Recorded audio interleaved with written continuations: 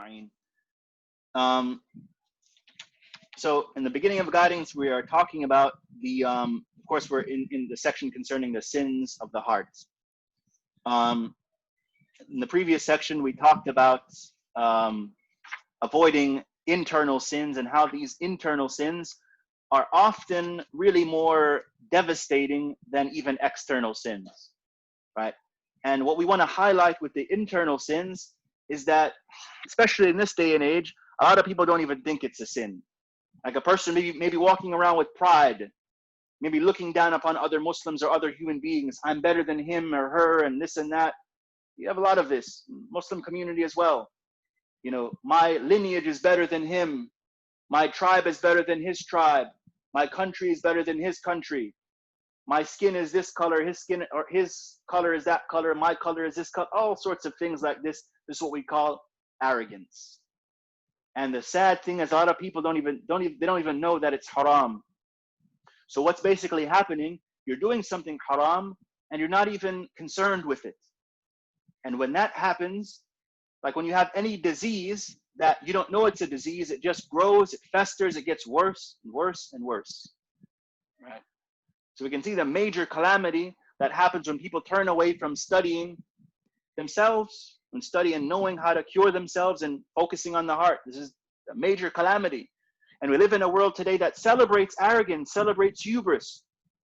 I mean, you have some people, I know for a fact, this is not to be judgmental, but some people are going to vote a certain way in November because of arrogance.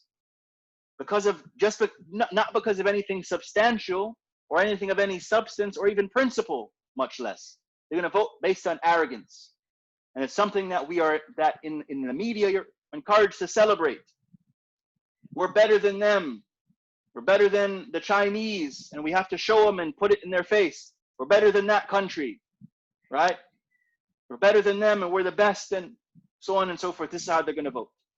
And it's a thing, it's the sign that this disease has gripped them. It's a disease, right?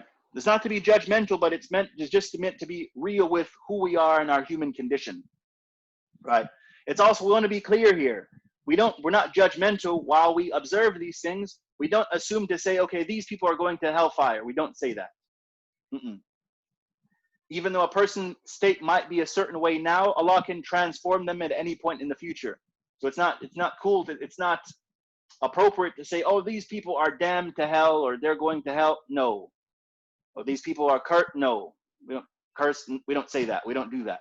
It's not our place to be the judge in that regard. Right? We do judge on action. We do judge on action. And what people say, we do judge that. But as far as where they're going to end up or their status with Allah, we don't do that.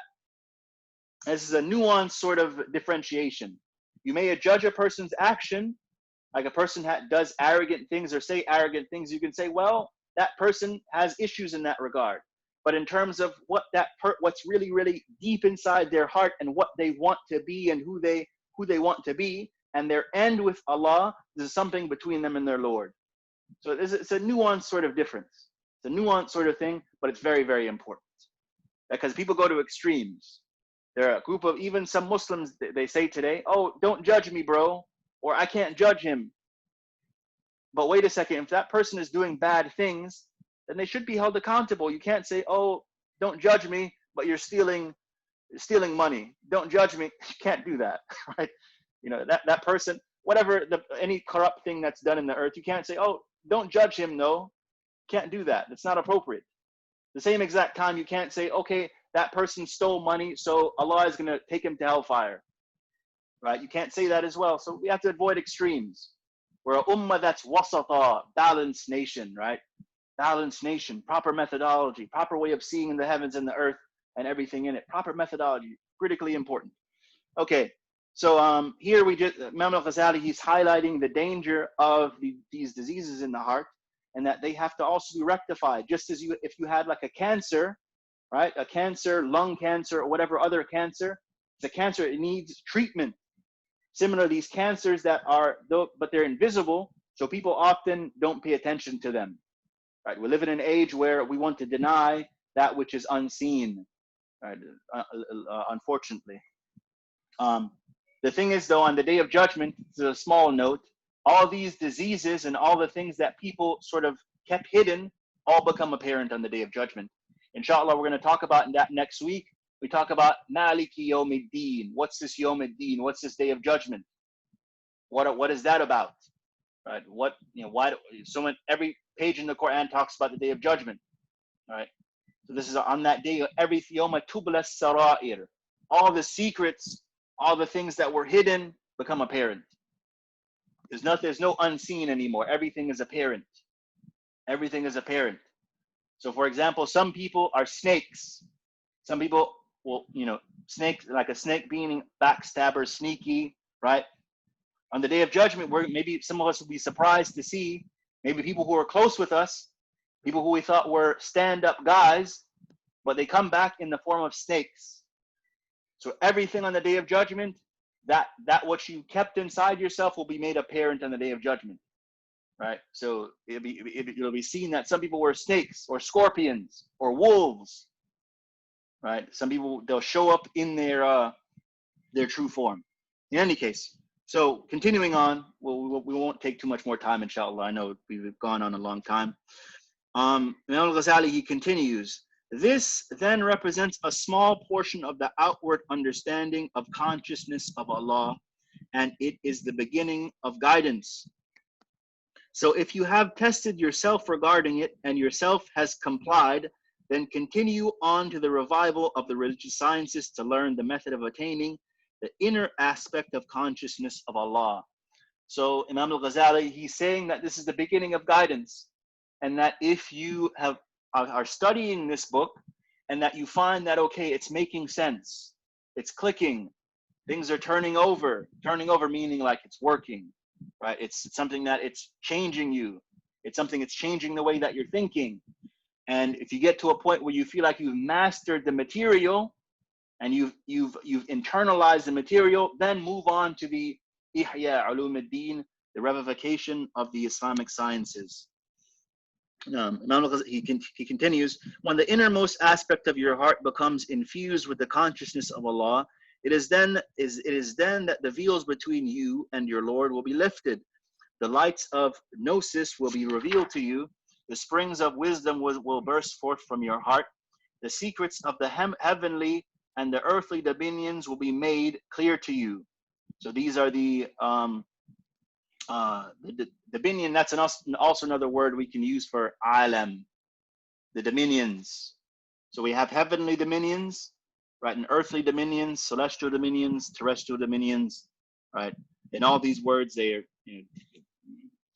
many meanings to these words. But anyway, Imam al-Ghazali is saying that all the secrets, these heavenly dominions, earthly dominions, they will be made clear to you, right? You'll see things as they are really meant to be, and you will interact with them how you are meant to interact with them. Now, and it will be made easy for you by means of these sciences to dismiss with disdain those contemporary branches of harmful knowledge of which there was not even a mention in the time of the companions and the successors. Right. So Imam al-Ghazali, he's talking about that knowledge which is beneficial and that which is not beneficial. Right. And it's really through revelation and spiritual insight that a person comes to know that which is beneficial for him and which is not beneficial, right? And this is something, that's a long conversation. And this applies to any sort of knowledge that you can study. Even like some scientists, there's some knowledge out there that won't benefit them. It can only harm them, or only even harm human beings. And it is knowledge, right? It's information, right? And maybe it's helpful for one person, but for another person who's like a child with a dangerous weapon, only hurt himself and hurt other people. Continuing, but if you seek gnosis from idle gossip or from disputation and argumentation, how immense indeed is your misfortune. Here Imam al-Ghazali, we should take note that he's calling out the ulama. He's calling out the false scholars, the ulama usu. And unfortunately, there's a lot of this in our times, unfortunately.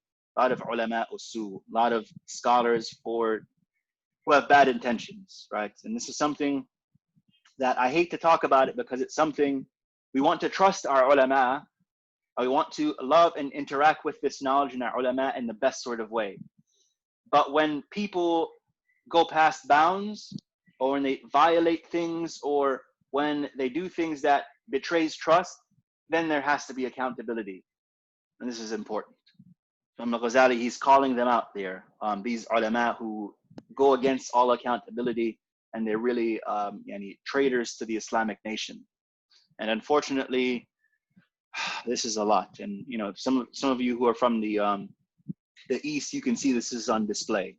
You have some scholars, they stand with corrupt regimes, they stand and they write fatwa for okaying the killing of Muslims and all different sorts of things that are very, very sad and unfortunate. Imam al-Ghazali, he calls them out. He says, how great is your deprivation and loss? You're really deprived in a state of loss, of khusr, right? Innal insan lafi khusr, the insan in general is in a state of loss. إِلَّا الَّذِينَ آمَنُوا وَعَمِلُوا الصَّالِحَاتِ وَتَوَاصَوْا بِالْحَقِّ وَتَوَاصَوْا بِالصَّبْرِ. The human being is in a state of loss and deprivation except for those people who do righteous deeds and come together upon righteousness. Imam al-Ghazali, he continues, do as you wish, for the life that you seek by means of your religion will never submit to you, while the life of the afterlife will slip away from you. Indeed, whoever seeks to gain this world by means of his religion will lose them both.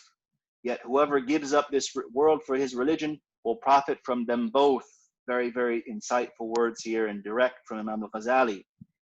We have to have the proper configuration with this world and our religion, how we interact with these things and so on and so forth. If we get it right, then the perspective will be right. The outcome will be good. It'll be good in this life and good in the next. We'll get our share in this life and get our share in the next. We'll have goodness in this life and goodness and even more blessed things in the next life.